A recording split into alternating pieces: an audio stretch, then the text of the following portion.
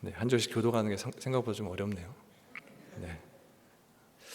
오늘 본문 데살로니가전서 2장 내용은 먼저 데살로니가전서 앞부분 1장에서 밝히고 있는 대로 데살로니가 성도들의 태도에 대한 칭찬 그리고 격려를 다시 한번 반복해서 말씀하면서 그들에게 감사의 마음을 전하고 있는 그 바울의 심정을 담고 있는 본문입니다. 오늘 본문을 크게 세 단락, 문단으로 나눌 수 있는데 먼저 처음 1절부터 12절에서는 바울이 데살로니가 지역을 전도한 것에 대한 회상의 내용, 그것을 앞부분에서 먼저 담고 있습니다.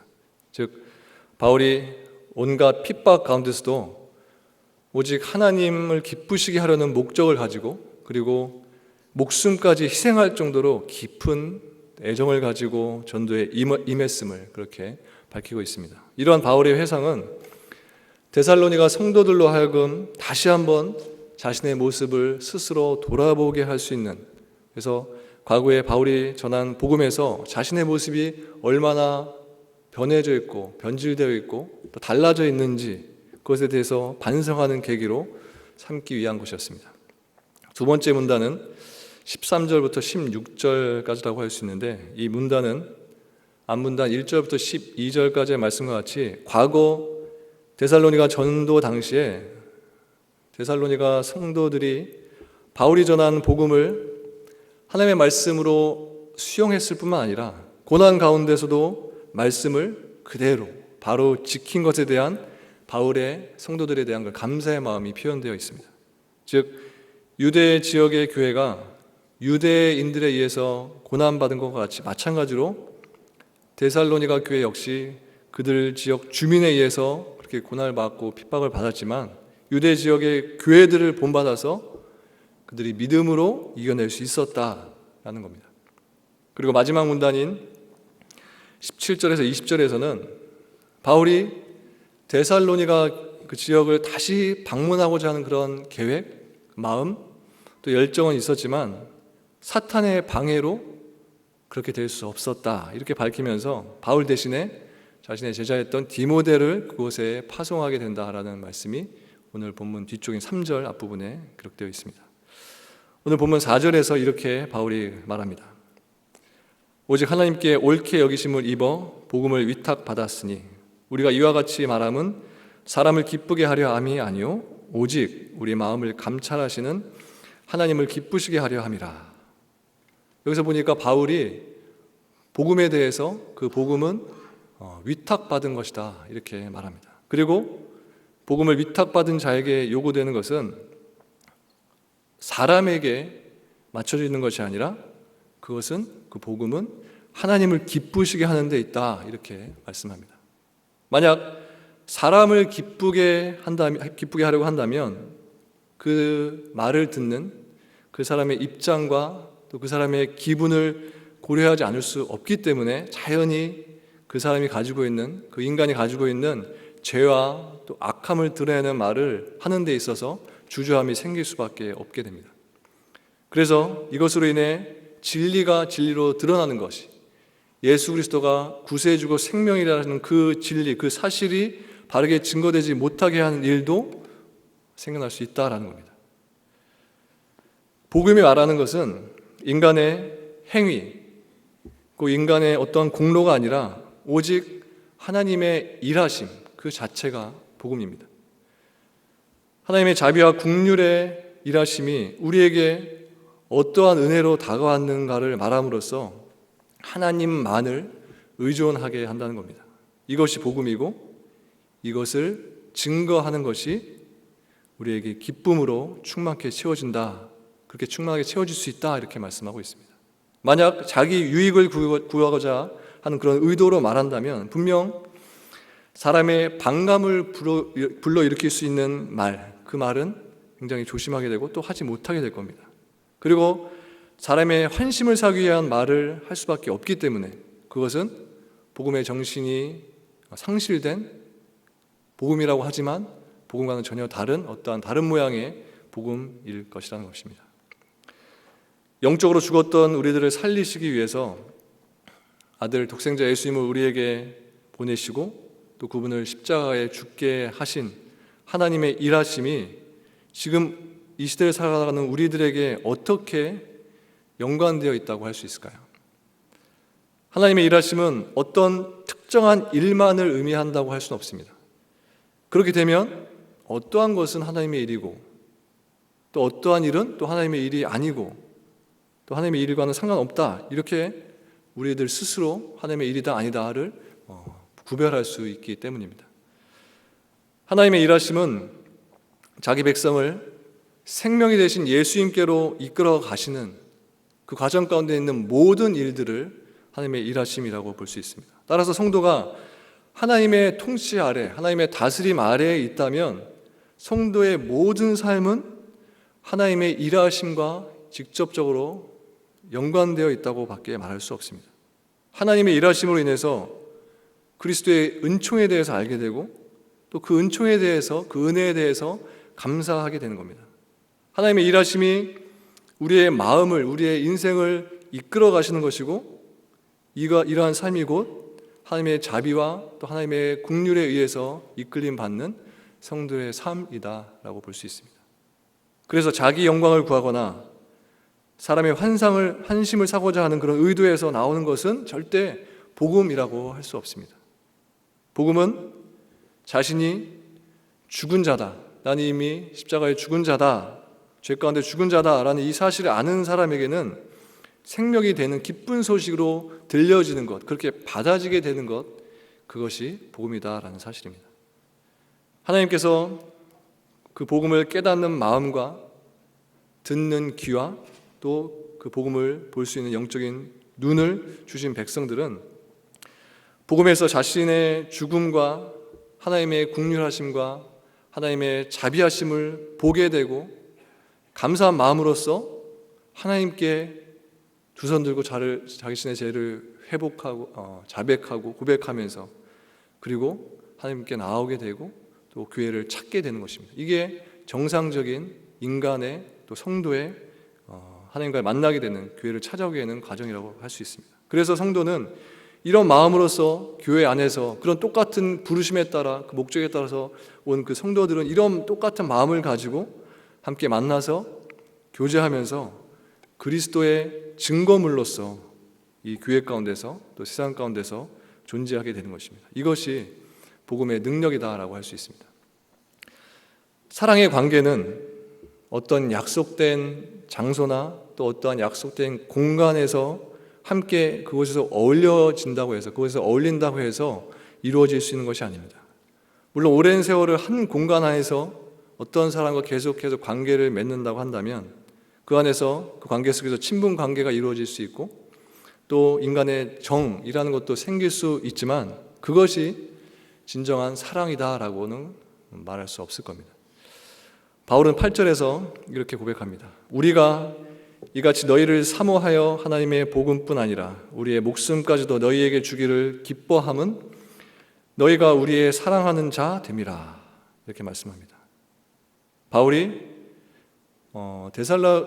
데살로니가 교회 성도들과 오랜 세월을 함께 있었던 것이 아닙니다. 사도행전 17장 앞부분에 보면 새 안식일, 그러니까 한 20일, 한 3주 정도 복음을 그곳에서 바울이 머물면서 전했고 바울을 반대하는 그런 유대인들을 인해서 3주간 머문 다음에 그것을 거의 도망치다시피 해서 그것을 나왔습니다. 그리고 그 이후로는 데살로니가를 다시 방문하지 못했습니다. 즉 바울은 그들과 정말로 많은 시간을 같이 함께하면서 교제를 나눴던 것이 아니었습니다. 여러분은 3주의 시간으로 누군가 아주 깊은 관계를 맺을 수 있을 거다 이렇게 생각하시나요? 굉장히 사교성이 있거나 3주 동안 함께 먹고 자고 한다면 그럴 수도 있지 않을까라는 그런 생각이 들 수도 있습니다. 하지만 바울이 데살로니가 교회 성도들과 함께 했던 그 3주 그 시간은 그들과 함께 먹고 자고 하면서 복음을 굉장히 집중적으로 가르치고 또 성도들이 들을 수 있는 그런 상황이 아니었을 것입니다. 그들도 자기들의 생활이 있었기 때문에 정해진 날과 정해진 시간을 정해서 한 자리에 회당에서 모여서 그렇게 진행을 했을 겁니다. 이러한 조건에서 본다면 그들이 서로 서로 깊은 친분 관계를 이루고 있었다라고 하는 사실은 믿기 어려운 사실일 겁니다. 그런데 바울은 그들을 향해서, 그저 3주 동안 함께했던 그들을 향해서 단지 그들이 떠오른다, 생각난다, 단지 보고 싶다 이 정도가 아니라 목숨까지도 너희를 위해 주기를 기뻐한다, 이렇게 말하고 있는 겁니다. 과연 성도와 이런 관계가 된다는 것이 가능하다고 할 수 있을까요? 아무리 오랜 세월을 함께하면서 친분 관계를 그 안에서 이뤘다고 할지라도 결국은 남남이라고 하는 것이 인간관계이고, 아무리 친한 관계라고 해도 결국은 내가 아닌 남일 수밖에 없는 그런 관계인데 말입니다. 그런데 바울과 같이 타인을 위해 자기의 목숨을 내어준다고 하는 것, 이것이 어떻게 가능하다고 할 수 있을까요? 바울이 목숨까지도 주기를 기뻐하는 것은 그들이 바울에게 사랑하는 자가 되었기 때문입니다. 바울이 생각하는, 관심을 가지고 있는 그들이 바울에게 있어서 사랑받는 자였기 때문이었습니다. 이 사랑은 인간적인 사랑이 아니라 그리스도 안에서의, 그리스도로 인한 사랑을 뜻하는 겁니다. 즉 성도가 그리스도 안에서 성도와의 사랑의 관계에 대해서 알게 되면 형제를 위해서, 자매를 위해서, 다른 성도들을 위해서 목숨을 주는 것이 기쁨이 될 수 있다라는 것입니다. 바울은 형제를 위해 목숨을 내어줄 수 있다라는 것을 단지 자기 자신감으로, 자신의 의지로만 이해한 것이 아니었습니다. 또한 그 순간 문득 생각난 자신의 그런 느낌으로, 감정으로 얘기했던 것도 아닙니다. 예수님은 자기 백성을 위해서 십자가에서 목숨을 내어 놓으셨습니다. 그것으로 인해서 우리가 현재 지금 살아가고 있는 것입니다. 즉 목숨 주기를 기뻐한다는 말씀이 예수님에게서는 이미 완성이 되고 이루어졌습니다. 이것이 예수님께서 우리에게 보여주신 완전한 사랑입니다. 성도가 이 사랑을 받았음을 알고 이 사랑으로 형제를 바라본다면 그것이 형제를 위해 목숨 주기를 기뻐한다라는 그 말씀이 이루어진 믿음 가운데 있는 그러한 모습일 겁니다. 바울은 자기 사랑을 말하는 것이 아니라 목숨을 내어주셔서 크신 사랑을 이루어주신 예수님을 믿는 그 믿음 안에서 그것을 고백하고 있는 겁니다. 그 믿음이 바울로 하여금 자신을 보지 않고 데살로니가 교회의 성도들을 하나님의 사랑으로, 예수 그리스도의 사랑으로 보게 하는 것이고, 그들을 통해서 자기 생존을 단지 유지하려고 하는 것이 아니라 다만 그들의 생명을 보게 하는 것이었습니다. 이것이 바로 그리스도의 사랑 안에서 자신을 돌아보지 않고 사랑의 관계에 있는 성도들의 그 영혼을 바라보는 바울의 모습이었던 것입니다. 13절에서 이렇게 말씀합니다. 이러므로 우리가 하나님께 끊임없이 감사함은 너희가 우리에게 들은 바 하나님의 말씀을 받을 때에 사람의 말로 받지 아니하고 하나님의 말씀으로 받음이니 진실로 그러하도다. 이 말씀이 또한 너희 믿는 자 가운데에서 역사하느니라. 데살로니가 교회 성도들은 바울의 말을, 한 인간의 말을 사람의 말이 아닌 하나님의 말씀으로 받은 것, 이것은 분명한 사실입니다. 하지만 그 의미가 바울이 하는 말은 무조건 하나님의 말씀이니까 그 말씀에 대해서 어떤 것도 거역하지 말고 무조건 그 말씀에 복종해야 된다, 순종해야 된다라는 그런 의미는 아니었을 겁니다. 그럼 바울의 말을 사람의 말이 아닌 하나님의 말씀으로 받았다라는 이 말의 진정한 뜻은 뭐라고 할 수 있을까요? 데살로니가 교회가 사도의 복음을 하나님의 말씀으로 받은 것은 개인의 선택이나 또한 개인의 판단에 의한 것이 아니라 말씀이 그들에게 역사한 결과였습니다. 즉 인간에 의해서가 아니라 말씀에 의해서 사도의 복음을 단지 한 사도, 가르칠 수 있는 어떤 실력자, 지혜자의 말이 아니라 그 사도의 복음을 하나님의 말씀으로 받아들이게 됐다라는 겁니다. 그래서 바울은 13절에서 하나님의 말씀으로 받아들인 것으로 하나님께 감사하고 있고, 또 끝부분에서 말씀이 너희 믿는 자 가운데서 역사한다, 이렇게 바울이 말하고 있다는 사실입니다. 사람이 사람의 말을 들을 때에는 여러 가지 요소가 그 가운데 개입될 수 있습니다. 말하는 사람의 지위나 수준, 또 자신과의 관계 등등 많은 요소가 개입돼서 누구의 말은 듣고 또 자신에게 들을 바가 없는, 좀 자신보다 훨씬 낫다고 생각되는 그런 누군가의 말은 또 귀 기울이지 않고 흘려보내는 그런 관계도, 그런 대화도 우리들 가운데 있을 수 있습니다. 예수님의 고향 사람들이 예수님의 말씀을 듣고 그 지혜에 놀랐으면서도 예수님을 배척한 것도, 또 예수님의 신분이나 출신이 별 볼 일 없다는 그런 사실 때문에 예수님에 대해서 굉장히 하나님으로부터 능력을 받고 어떤 기적과 이사를 보여준다라는 그 부분에서는 인정했지만 그 이상으로 그분이 곧 하나님이다라는 것을 그들이 인정하지 않았습니다. 그것이 바로 예수님의 백그라운드, 지위, 출신, 그런 것들 때문이었습니다. 아마 예수님이 대단한 집안의 출신이고 사회적으로도 높은 지위에 있는 분이었다면 예수님이 어떤 말을 해도 그 당시에 있던 사람들이 굽실거리면서 그 말 한마디 한마디에 귀를 기울이고 원하는 것, 또 예수님이 하라고 하는 것들 다 지켜 행했을 것입니다. 하지만 중요한 것은 하나님의 말씀으로 받아들이는 것이 아니라 하나님의 말씀을 받아들일 때 나타나는 현상, 그것이 무엇인가 하는 것입니다. 그것을 우리가 아는 것이 중요합니다.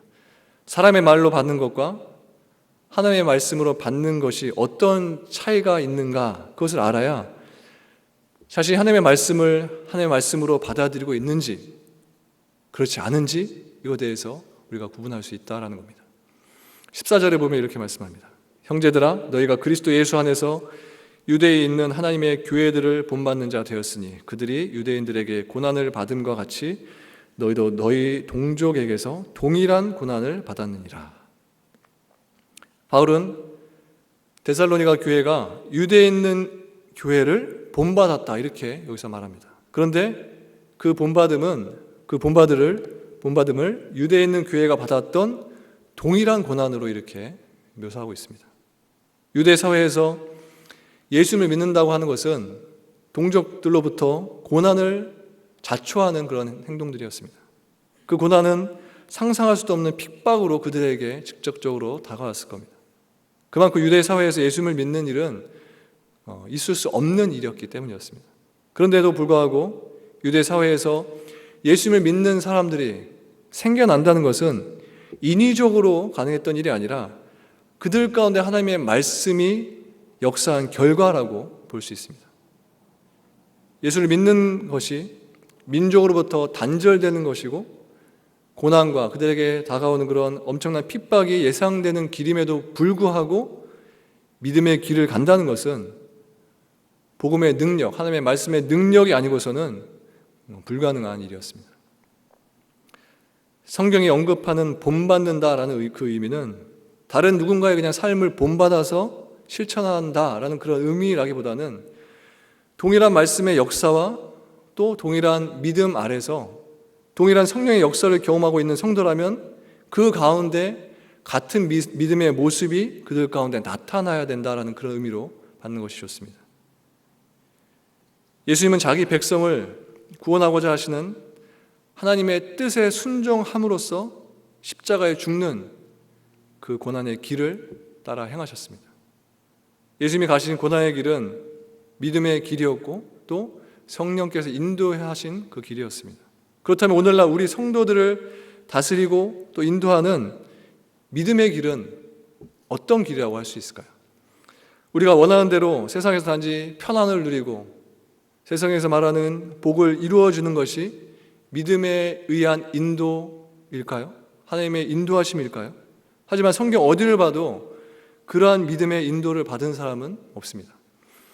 예수님도 사도도 또 전혀 가지 않았던 내 생각 속에 있는 믿음의 길을 내가 가고 있다면 그것은 사도들의 믿음과 다른 내가 상상하는, 내가 바라는 어떠한 믿음일지 모릅니다. 즉 사도와 동일한 믿음이라면 사도가 간 고난과 동일한 고난의 본받음이 우리에게도 있어야 한다라는 겁니다. 이것이 진심으로 사도에게 역사했던 말씀과 동일한 세계에 머물고 있다라는 증거일 수 있습니다. 데살로니가 교회가 동족에게 고난을 받는 것도 마다하지 않고 믿음의 길을 가게 된 것은 하나님의 말씀을 단지 인간이 전하는 어떤 능력자의 신의 말이 아니라 하나님의 말씀을 그대로 하나님의 말씀으로 받아들인 결과였습니다. 만약 사람의 말로 받은 것이라면 자신에게 고난이 될 거라 뻔히 알면서도 당연히 그 길로 가려고 하지는 않았을 겁니다. 하지만 하나님의 말씀으로 하나님의 말씀을 받게 되면 말씀의 역사로 인해서 내 육신에 이로운 이 길보다는 내 영혼이, 자신의 영혼이 살 수 있는 그곳에 내 마음을 두고 또한 그 길로 담대하게 결정해서 그 길로 나아갈 수 있게 된다는 것입니다. 성도가 하나님의 말씀으로 온전히 받았다면 당연히 그 사람 안에서는 말씀이 역사하게 되고 말씀의 역사는 성도로 하여금 육신이 아닌 영혼의 문제에 대해서 더 깊이 묵상하고 그것에 더 집중하게 되는 것입니다. 그리고 그 길이 성도의 길로서, 그 믿음의 길로서 고난과 핍박의 길이라도 내 눈에 뻔히 보일지라도 내 영혼이 살 수 있는 길이 하나님께서 나에게 정해주신 그 믿음의 길이기 때문에 그 길이 핍박으로 나에게 다가오는 것이 뻔하게 보일지라도 그 길로 가게 돼 있는 것, 그것이 우리 성도들의 인생의 길이라는 것입니다. 바울은 본문 19절에서 이렇게 말씀합니다. 우리의 소망이나 기쁨이나 자랑의 면류관이 무엇이냐? 그가 강림하실 때 우리 주 예수 앞에 너희가 아니냐? 너희는 우리의 영광이요 기쁨이니라.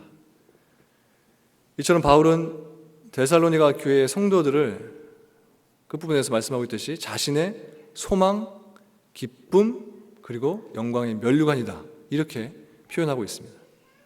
이것은 데살로니가 교회가 믿음의 소문을 퍼지게 함으로써 데살로니가의 그 복음을 전한 사도의 업적, 바울의 업적이 부각되는 것을 뜻하는 것이 아닙니다. 만약 사도가 데살로니가를 세웠고 자신의 바울의 열심과 가르침으로 인해서 교회의 믿음의 소문이 퍼진 것이라고 한다면 당연히 바울의 업적은 칭송받아야 마땅합니다.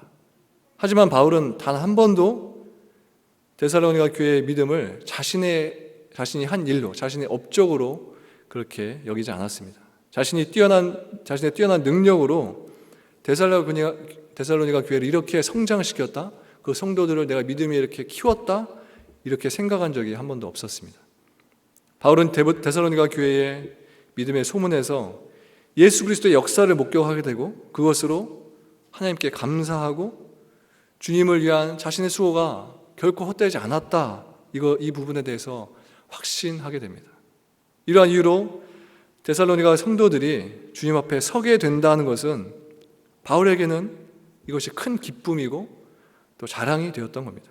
왜냐하면 그들이 하나님이 바울을 세워 역사하셨다는 그 사실과 그의 수고가 헛되지 않았다는 것을 증거하는 증거물이 바로 그 데살로니가 교회 성도들이었기 때문이었습니다. 이것이 교회를 향한 바울의 진심이었습니다. 이런 마음으로 복음을 전한 바울에게서 사랑의 환심을 사기 위한 말이 나올 수 없는 것이고, 또 본문의 말씀처럼 탐심의 탈을 쓴 말 역시 바울에게서 가식적으로 나올 수 없던 것입니다.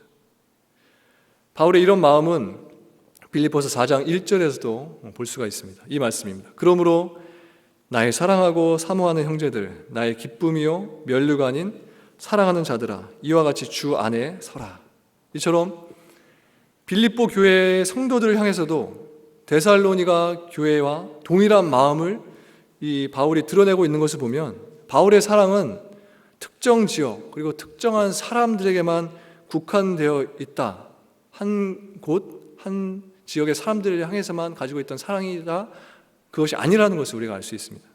즉 바울의 사랑은 사람을 바라보고 자기 마음에 드는 사람만 이 사람 저 사람 골라서 선택적으로 했던 그 사랑이 아니라 예수 그리스도 안에서 그리스도께 속한 자라는 그런 동일한 관계 속에서 나타났던 사랑이다, 이것을 우리가 볼 수 있는 것입니다. 이것이 교회를 향한 바울의 심정이기 때문에 바울은 교회가 자신을 위해서 뭔가 해주는 것, 이 부분에 대해서 기대하지 않았습니다. 이것에 마음을 두지 않았습니다. 다만 교회의 믿음으로 인해 하나님께 감사하며 또 이것으로 인해서 기뻐했을 뿐입니다. 왜냐하면 믿음에 굳게 서 있는 데살로니가 성도는 이미 그것으로 바울에게 기쁨이었고 소망이었고 또 자랑의 면류관이었기 때문이었습니다. 때문에 따로 다른 것을 요구할 필요가 없었던 바울이었던 것입니다. 바울을 보면 누군가로부터 사랑을 받고 싶어하는 흔적을 전혀 찾을 수 없음을 알 수 있습니다. 왜냐하면 바울이 받고 싶어하는 것은 사람이 줄 수 있는 어떠한 것이 아니라 오직 예수님이 줄 수 있는 것이고, 그것은 이미 바울에게 예비되어 있는 그 진리, 그 사실, 곧 예수 그리스도였기 때문이었습니다. 성도는 예수님으로부터 받는 것이 있습니다. 그것은 용서와 사랑입니다. 예수님이 주시는 용서와 사랑은 세상 누구로부터도 우리가 얻을 수 없고 받을 수 없는 것입니다. 또한 아무나 받을 수 있는 것이 아니라 하나님으로부터 택함 받은 백성들에게만 주어질 수 있는 것이 하나님이 주시는 용서와 사랑입니다. 예수님은 자기 목숨까지 내어놓는 사랑을 우리에게 선물로 주셨습니다. 그리고 그 사랑은 우리가 어떤 식으로 세상을 살면서 예수님을 대한다고 해도 영원히 우리들에 의해서 깨질 수 없는 영원한 사랑의 언약이고 관계입니다. 이처럼 예수님의 은혜와 사랑이 주어진 성도에게는 예수님의 사랑이 그 성도로 하여금 나타나게 되는 것입니다. 사도행전 20장 35절에 보면 이렇게 말씀합니다. 범사에 여러분에게 모본을 보여준 바와 같이 수고하여 약한 사람들을 돕고 또 주 예수께서 친히 말씀하신 바 주는 것이 받는 것보다 복이 있다 하심을 기억하여 할지니라. 왜 주는 것이 받는 것보다 복이 있다 이렇게 말씀하는 걸까요?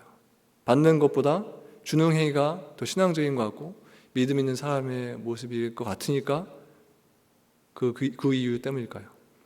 바울이 받고자 하는 것이 아니라 항상 주고자 했던 것은 그에게 이미 받아서 넘치는 것이 있었기 때문입니다. 그것이 그리스도로부터 받은 복음 그 하나입니다. 그래서 바울은 어디에서나 자신에게 이미 주어진 풍성하게 채워져 있는 그 복음을 내어놓는 데에 집중하고 그것에만 힘썼던 것입니다. 따라서 줄 수 없다는 것은 내가 곧 예수님으로부터 받은 것이 없다는 것을 의미하기 때문에 자연히 나에게는 복이 없다 이것을 반증하는 것입니다. 준다는 선한 행위로 인해 복을 받는다라는 것이 아니라 줄 수 있다, 내가 줄 수 있다라는 것이 이미 하나님으로부터 뭔가 받은 것이 있다라는 뜻이기 때문에 그 사람이 복이 있는 자다라고 할 수 있다는 겁니다. 17절과 18절에 이렇게 말씀합니다. 형제들아 우리가 잠시 너희를 떠난 것은 얼굴이요 마음은 아니니 너희 얼굴 보기를 열정으로 더욱 힘써노라. 그러므로 나 바울은 한 번, 두 번 너희에게 가고자 하였으나 사탄이 우리를 막았도다. 사탄이 왜 바울이 데살로니가 교회, 데살로니가 성도들에게 가는 것을 막았을까요? 이미 그곳에 복음이 전해져 있는데 바울을 막는다고 해서 전해진 복음이 없어지기라도 하는 걸까요? 사탄이 바울을 막는 것은 바울에게 주어진 사랑으로 인해서 그들이 그리스도의 한 몸의 관계로서 세워져 나가는 그것을 회방하기 위해서였습니다. 그 일이 사단이 하는 일입니다. 지금도 우리는 사단의 이러한 회방 가운데 살고 있습니다.